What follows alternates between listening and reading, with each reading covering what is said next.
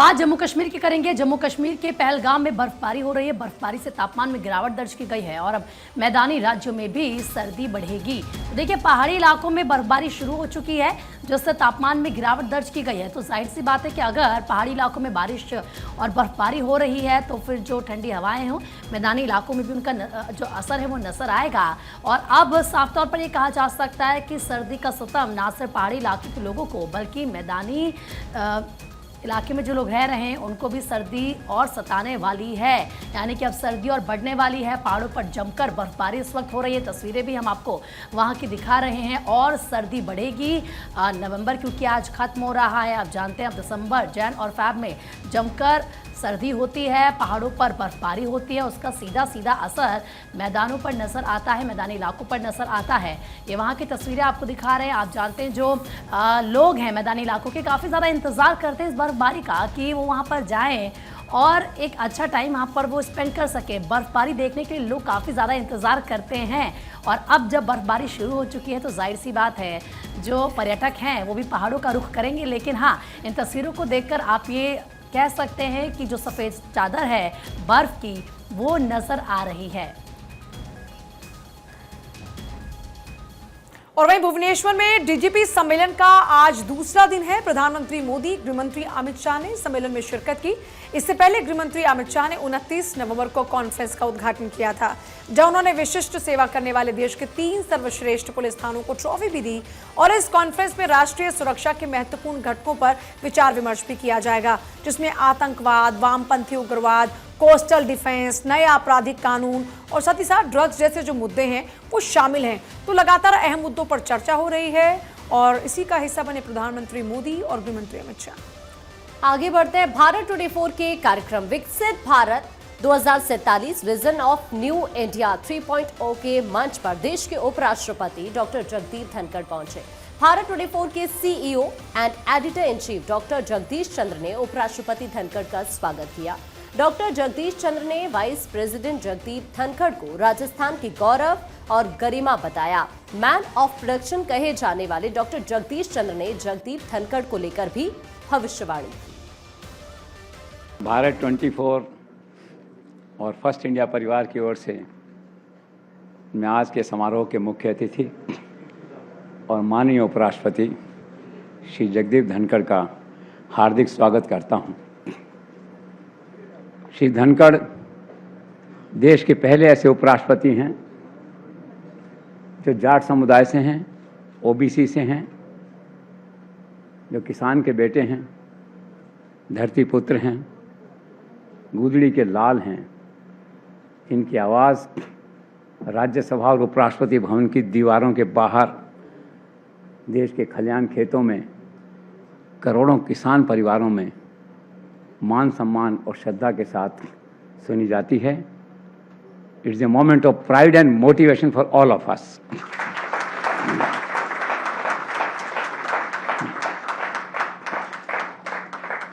श्री धनखड़ भाग्य के धनी हैं, जन्मपत्री के धनी हैं, सुप्रीम कोर्ट के टॉप लॉयर रहे, केंद्र में मंत्री रहे, फिर कुछ साल तक वकालत पे फोकस किया, फिर अचानक 20-21 साल बाद आकाशवाणी हुई, जन्मपत्री ने पलटा खाया।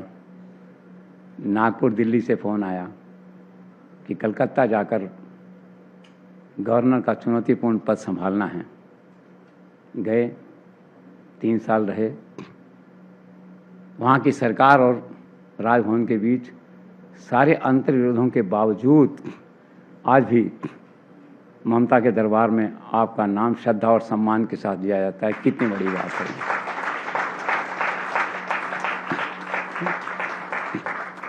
फिर आकाशवाणी हुई, उसके बाद नरेंद्र भाई अमित शाह ने फ़ोन किया, आप हमारे उपराष्ट्रपति पद के उम्मीदवार होंगे।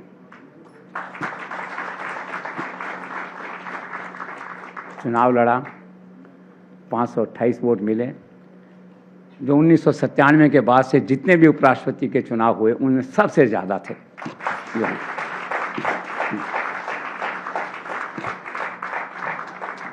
This shows his popularity among political leaders across the political platforms. जो है।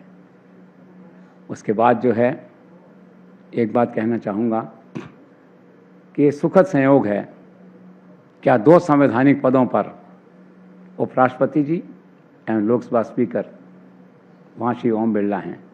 दोनों व्यक्ति राजस्थान के गौरव हैं, राजस्थान की गरिमा हैं। और इससे बड़ी एक बात और है, प्रधानमंत्री का कार्यक्रम चलता है मन की बात, जिसमें प्रतिभाओं को आगे लाया जाता है, सम्मानित किया जाता है, गूंदड़ी के लाल को टॉप कुर्सी पे बैठाया जाता है। तो आप और ओम बिरला सही मायनों में मन की बात के सच्चे प्रतिनिधि हैं, ब्रांड एम्बेसडर्स हैं। और एक बात और, जो शायद देश के पहले ऐसे पॉलिटिशियन हैं, नारी पूजा, नारी शक्ति, धर्मपत्नी हमेशा साथ रहती हैं, प्राथमिकता में रहती हैं। अभी बाहर आए तो पहला बुके उनको, लिफ्ट में चढ़े तो पहला पधारो उनको। कौन देता है इतना मान सम्मान? और इस दृष्टि से मैं कहूँगा कि वुमेन एम्पावरमेंट के सबसे बड़े एम्बेसडर हैं श्री धनखड़।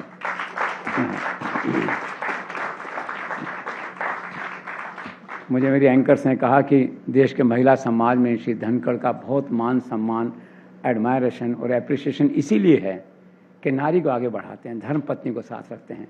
मैं खुद भी इसके लिए आपको प्रणाम करता हूँ। जो है श्री धनखड़ अंग्रेजी के विद्वान हैं। झुंझुनू के एक सरकारी स्कूल में पढ़ के ऐसा लगता है ऑक्सफोर्ड की डिग्री लेकर आए हूँ। आज से 50 साल पहले मैं उन्हें, हम लोग जयपुर में रेस्टोरेंट में मिला करते थे, सामयिक विषयों पर चर्चा होती थी।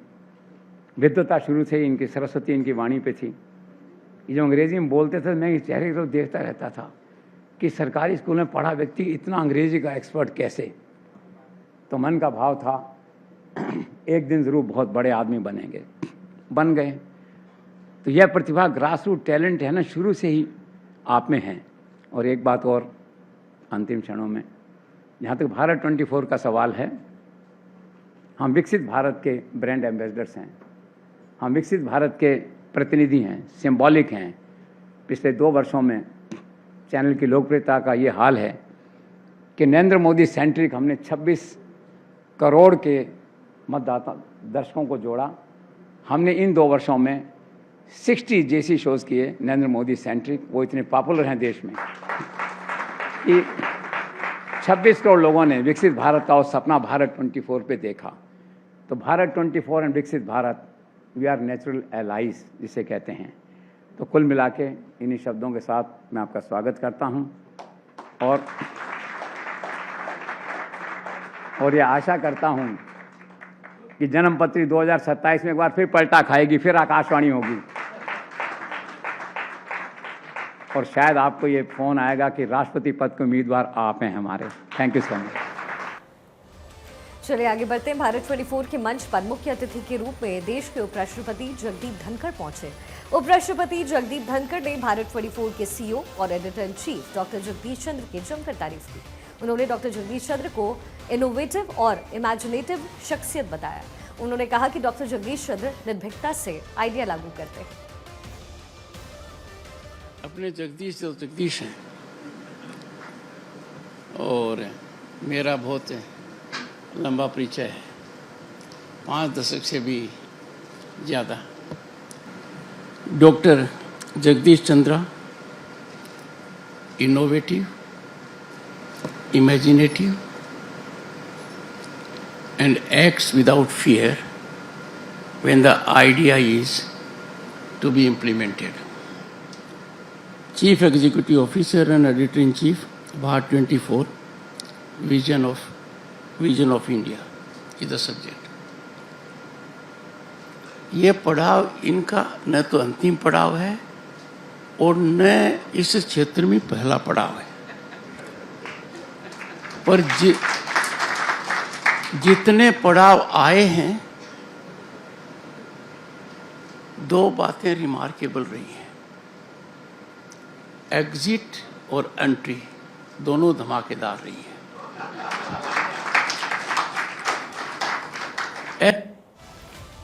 तो कार्यक्रम के बाद उपराष्ट्रपति जगदीप धनखड़ ने एक्स पर भारत 24 के कार्यक्रम की तस्वीर पोस्ट की। कहा, विकसित भारत अब सपना नहीं है, विकसित भारत चुनौतीपूर्ण लक्ष्य है। तो ये देखिए, ये वो पोस्ट उस वक्त हम आपको दिखा भी रहे हैं जो वाइस प्रेसिडेंट ऑफ इंडिया की तरफ से किया गया है। इसमें आप देख सकते हैं ये जो तस्वीरें हैं, वाइस प्रेसिडेंट, उनकी पत्नी और डॉक्टर जगदीश चंद्र इन तस्वीरों में आपको नजर आ रहे हैं और किस तरीके से जो लक्ष्य हासिल करना है 2047 को लेकर उसका जिक्र यहाँ पर उपराष्ट्रपति जगदीप धनखड़ की तरफ से किया गया है। और चलिए आगे बढ़ेंगे, बात करेंगे महाराष्ट्र विधानसभा चुनाव के नतीजे आने के 7 दिन बीत जाने के बाद की स्थिति पर।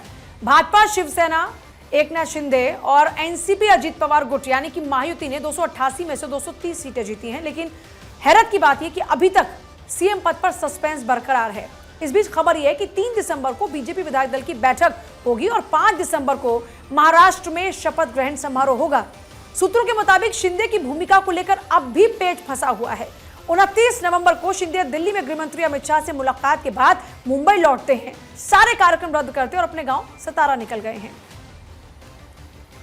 एनसीपी एसपी के प्रमुख शरद पवार ने चुनाव में धांधली का आरोप लगाया। उन्होंने कहा कि महाराष्ट्र में पूरे चुनावी तंत्र को नियंत्रित करने के लिए सत्ता और धन का दुरुपयोग हुआ, जो पहले कभी किसी विधानसभा या राष्ट्रीय चुनाव में नहीं देखा गया। शरद पवार ने डॉक्टर बाबा आढाव से मुलाकात के दौरान ये बयान दिया। बता दें कि आढाव हाल ही में हुए विधानसभा चुनाव में ईवीएम के दुरुपयोग को लेकर प्रदर्शन कर रहे हैं। हाल ही में समाज सुधारक ज्योतिबा फुले के पुणे स्थित निवास फुले वाडा में उन्होंने अपना 3 दिवसीय प्रदर्शन शुरू किया है। चलिए बिहार का जरा जिक्र करें। पटना के गांधी मैदान में 4 दिवसीय कृषि यंत्र मेला का मुख्यमंत्री नीतीश कुमार ने उद्घाटन किया है। इस अवसर पर उन्होंने महिलाओं को कृषि यंत्रों की जो टूल किट बनाई गई थी वो बांटी है। सीएम नीतीश ने यह भी कहा कि आज तक जो नहीं हुआ बिहार में वो हमने कर दिखाया है। उन्होंने कहा कि किसानों के लिए जो ये मेले का शुभारंभ किया गया है वो हमने किया था और अब सब कुछ अच्छे से यहाँ पर हो रहा है। बीजेपी ने झारखंड विधानसभा चुनाव में मिली हार पर मंथन शुरू कर दिया है। बीजेपी प्रदेश कार्यालय में आज समीक्षा बैठक हो रही है और इस बैठक में पार्टी के सभी प्रत्याशी पहुंचे। बैठक में प्रदेश अध्यक्ष बाबूलाल मरांडी के साथ प्रदेश प्रभारी लक्ष्मीकांत वाजपेयी भी मौजूद रहे। बैठक में चुनाव में हारने वाले प्रत्याशियों से 1-to-1 फीडबैक लिया गया, जिसमें प्रत्याशियों ने अपने अपने तरीके से हार के कारणों का जिक्र किया। ज्यादातर उम्मीदवारों ने हार के लिए अंदरूनी कलह को जिम्मेदार बताया। और देखिए, उपचुनाव में हार के बाद बहुजन समाज पार्टी ने आज समीक्षा बैठक की और पार्टी के सभी नेता, वरिष्ठ नेता, पदाधिकारी, जिलाध्यक्ष और बामसेफ के पदाधिकारी इस बैठक में शामिल हुए। बसपा प्रदेश कार्यालय पर यह बैठक शुरू हुई और इसमें यूपी, उत्तराखंड के करीबन 300 से ज्यादा पार्टी के जो पदाधिकारी थे वो शामिल हुए, जिन्होंने इस हार पर मंथन किया। आगे बढ़ते हैं, बात बिहार की करेंगे। बिहार में अगले साल विधानसभा चुनाव होने वाला है। आरजेडी सुप्रीमो लालू यादव ने चुनाव में जीत का दावा किया है। साथ ही ईवीएम को लेकर उठ रहे सवाल पर कहा कि बैलेट पेपर से चुनाव होना चाहिए। लालू यादव द्वारा ईवीएम के परिणाम पर सवाल उठाने पर राजनीतिक बयानबाजी तेज हो गई है। एलजेपी आर प्रमुख से केंद्रीय मंत्री चिराग पासवान ने लालू प्रसाद यादव के बयान पर पलटवार किया। चिराग ने कहा कि जब आपको विश्वास ही नहीं है तो आज ही घोषणा कर दीजिए कि अगला चुनाव ईवीएम से होगा तो हम नहीं लड़ेंगे। बांग्लादेश में हिंदुओं पर हो रहे अत्याचार को लेकर के राष्ट्रीय स्वयंसेवक संघ यानी आरएसएस ने अब चिंता जाहिर की। आरएसएस के सरकार्यवाह दत्तात्रेय हुसबोले ने कहा है कि बांग्लादेश में हिंदुओं पर हो रहे अत्याचार तुरंत बंद हो और इस्कॉन के संत चिन्मय कृष्ण दास को जेल से जल्द ही रिहा किया जाए। हुसबोले ने यह भी कहा कि बांग्लादेश में इस्लामिक कट्टरपंथी जिस तरीके से हिंदू अल्पसंख्यकों पर अमानवीय अत्याचार कर रहे हैं ये चिंताजनक है। संघ उसकी कड़ी निंदा करता है। बांग्लादेश सरकार और अन्य एजेंसियां इसे रोकने की जगह मूक दर्शक बनी बैठी है। उत्तर प्रदेश के संभल में 24 नवंबर को हिंसा के बाद यहां शांति व्यवस्था बनाए रखने के लिए जिला प्रशासन ने बाहरी व्यक्तियों के प्रवेश पर 10 दिसंबर तक रोक लगा दी है। जिला मजिस्ट्रेट राजेंद्र पेसिया ने कहा, कोई भी बाहरी व्यक्ति, कोई भी सामाजिक संगठन या जनप्रतिनिधि जनपद की सीमा में सक्षम अधिकारी की अनुमति के बिना 10 दिसंबर तक प्रवेश नहीं करेगा। ये कदम इस लिहाज से महत्वपूर्ण है क्योंकि समाजवादी पार्टी यानी कि सपा का एक प्रतिनिधिमंडल हिंसा के बारे में जानकारी इकट्ठा करने के लिए आज संभल जा रहा था और इसी दौरान प्रशासन ने यूपी विधानसभा में विपक्ष के नेता माता प्रसाद पांडे के नेतृत्व में संभल जा रहे सपा डेलीगेशन को रोक दिया, जिसको लेकर विपक्ष के नेता सवाल उठा रहे हैं।